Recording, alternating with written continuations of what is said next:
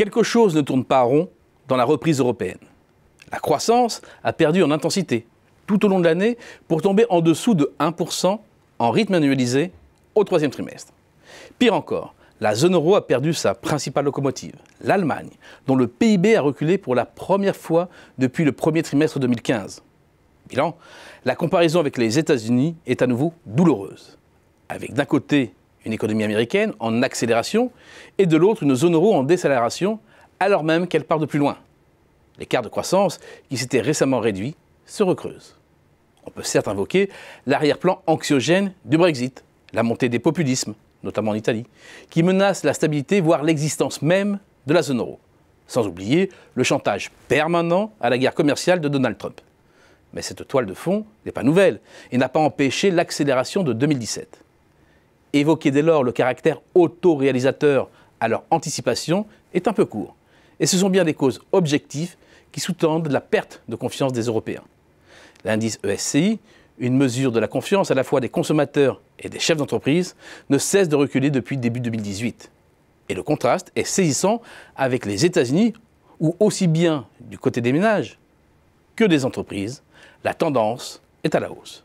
Derrière cette divergence, le premier facteur à prendre en compte est celui de la boucle prix-salaire. L'exemple de la France est symptomatique de ce qui se passe au sein de la zone euro. Le salaire mensuel de base a progressé sur un rythme annuel de 1,5% au cours des 3 premiers trimestres 2018, ce qui est modeste et inférieur à l'inflation. Or, de 2012 à 2017, la décélération de l'inflation a permis des gains de pouvoir d'achat significatifs, alors même que le salaire ne progressait pas très vite. L'accélération récente de l'inflation se traduit par des pertes de revenus réels pour les salariés.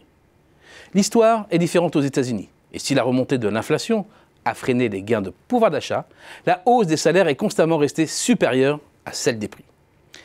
Si la reprise de la zone euro cale, c'est aussi parce que sous pression de la Commission européenne, qui n'en démord pas, les gouvernements sont contraints de se soumettre aux règles de Maastricht, comme le montre la trajectoire des soldes publics pour l'ensemble de la zone euro.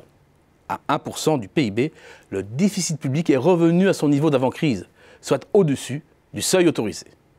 Certes, la croissance du PIB en 2016-2017 a facilité le mouvement, mais il ne faut pas perdre de vue que cela reste aussi au prix, 1. de coupes claires dans les dépenses publiques et d'une forte baisse de la générosité de la protection sociale, 2. d'un alourdissement de la barque fiscale.